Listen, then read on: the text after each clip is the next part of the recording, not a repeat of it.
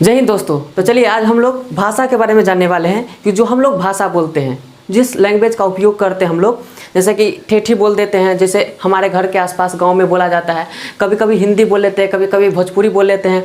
तो क्या इन सभी भाषा को संविधान में जोड़ा गया है, इसके बारे में आज जानने वाले हैं। तो जानिएगा कि गुजराती है, मराठी है, हिंदी है, किस किस भाषा को संविधान में जोड़ा गया है और किस अनुसूची में है और किस भाग में है। ठीक है, इसके बारे में जानने वाले हैं। तो चलिए शुरू करते हैं। तो पहले नंबर देखिएगा कि भाग 17 में क्या कहता है, राजभाषा। राजभाषा, भाषा पर ध्यान दीजिएगा, नहीं वाक्य पर ध्यान दीजिएगा।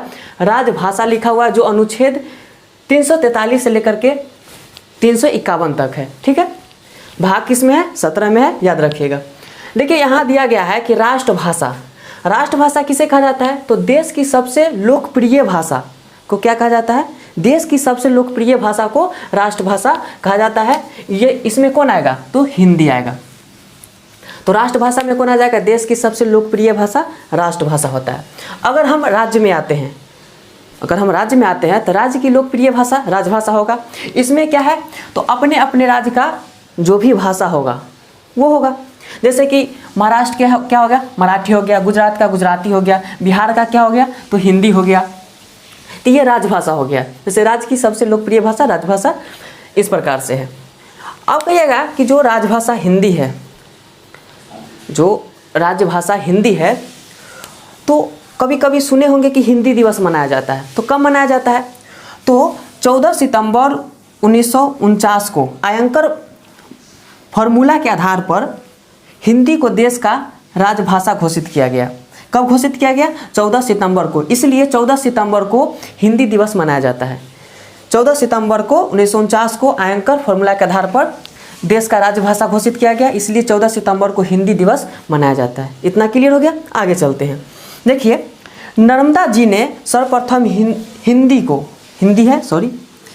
को राष्ट्रभाषा कहा। राष्ट्रभाषा किसने कहा, यहाँ देखिए राष्ट्रभाषा किसने कहा, तो नर्मदा जी ने जो हिंदी है उसको राष्ट्रभाषा कहा। नर्मदा जी ने हिंदी को क्या कहा, राष्ट्रभाषा कहा। नर्मदा जी ने हिंदी को राष्ट्रभाषा कहा। जो क्या है, 44% लोग हिंदी बोलते हैं। कितना प्रतिशत लोग, 44% लोग हिंदी बोलते हैं। हिंदी को राजभाषा, यहाँ देखिए ये राष्ट्रभाषा नर्मदा जी, और राजभाषा की मांग किसने किया, तो बाल गंगाधर तिलक ने। हिंदी को राजभाषा की मांग किसने किया, तो बाल गंगाधर तिलक ने हिंदी को राजभाषा की मांग की। ठीक है, सर्वप्रथम राजभाषा आयोग के अध्यक्ष बाल गंगाधर खेर थे।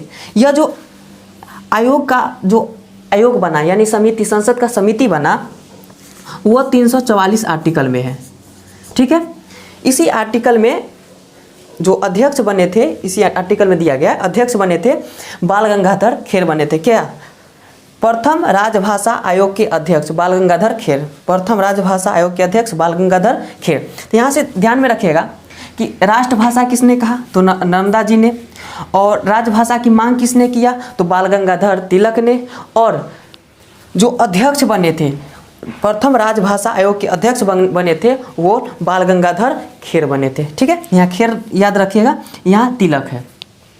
अब देखते हैं, ये तो कुछ जानकारी हो गया भाषा से संबंधित। अब देखेंगे कि जो अपना संविधान में भाषा है, कौन कौन भाषा है, इसके बारे में देखेंगे। तो देखिएगा 8वीं अनुसूची में 22 भाषा की चर्चा है। 8वीं अनुसूची में 22 भाषा की चर्चा है। देखिए 8वीं अनुसूची है, भाग कितना, तो भाग 17। 8वीं अनुसूची में 22 भाषा की चर्चा है। लेकिन जब पहले मूल संविधान था ना, तो मूल संविधान में 14 ही भाषा था। मूल संविधान में 14 भाषा था। वर्तमान में कितना है, तो 22 भाषा है। मूल संविधान में कितना था, 14 भाषा। मूल संविधान में 14 भाषा था। कौन कौन था, हिंदी, बंगाली, असमी, उड़िया, गुजराती, मराठी, कन्नड़, तेलुगु, तमिल, मलयालम, कश्मीरी, पंजाबी, संस्कृत, उर्दू। ये आपको याद नहीं हो रहा है तो हम एक वीडियो बना के रख चुके हैं अपने चैनल पर, वहाँ जा करके आप इस वीडियो को देखिएगा। पूरे 22 भाषा आपके हेमोग्लोबिन में घुस जाएगा। ठीक है, इतना हम अच्छा से याद करवा दिए, तो वहाँ जा करके देख लीजिएगा। ऐसे यहाँ भी थोड़ा याद करवा देते हैं। जैसे देखिए मूल संविधान में 14 भाषा था। पहला क्या है, हिंदी, बंगाली, असमी, उड़िया, गुजराती, मराठी, कन्नड़, तेलुगु, तमिल, मलयालम, कश्मीरी, पंजाबी, संस्कृत और उर्दू है। लेकिन क्या 14 भाषा मूल संविधान में था, लेकिन अभी तो 22 भाषा है। तो क्या ऐसे जुड़ गया? नहीं, कुछ संशोधन होता है। जैसे कि 21वां संविधान संशोधन हुआ 1967 में। 21वां संविधान संशोधन 1967 में, जिसमें 15वीं भाषा सिंधी को जोड़ा गया। सॉरी, 21वां संविधान संशोधन 1967 में 15वीं भाषा सिंधी को जोड़ा गया। तो यहाँ तक तो देख लिए कि 21वां संविधान संशोधन 1967 द्वारा 21वीं भाषा कौन था? तो सिंधी था। लेकिन 3 संशोधन हुआ है, 21वां था, 71वां था और 52वां संविधान संशोधन। 71वां में देखिएगा कि 71वां संविधान संशोधन 1992 में हुआ। ठीक है, यहाँ ध्यान से देखिएगा, 1992 में हुआ। इसमें 3 भाषा को जोड़ा गया। 71वां संविधान संशोधन 1992 में 3 भाषा को जोड़ा गया, जिसका ट्रिक है नमक। ट्रिक क्या है? नमक। नेपाली, मणिपुरी, कोंकणी। नेपाली, मणिपुरी, कोंकणी, यह 71वां संविधान संशोधन द्वारा जोड़ा गया। ठीक है, अब देखिएगा 52वां संविधान संशोधन 2003 में, इसमें 4 भाषा को जोड़ा गया। 92वें संविधान संशोधन 2003 द्वारा इसमें 4 भाषा को जोड़ा गया, जिसमें था बोडो, डोंगरी, मैथिली और संथाली। यह कुल मिलाकर के 22 भाषा है। पहले तो मूल संविधान में 14 भाषा था, इसमें 4, 3, 7 और 1, 8 जोड़ा गया, यानी कि कुल मिलाकर के अभी 22 भाषा है। 22 भाषा किस प्रकार है तो आप पिछले वीडियो में जाकर देखिएगा, तो इस प्रकार से याद करवाए थे।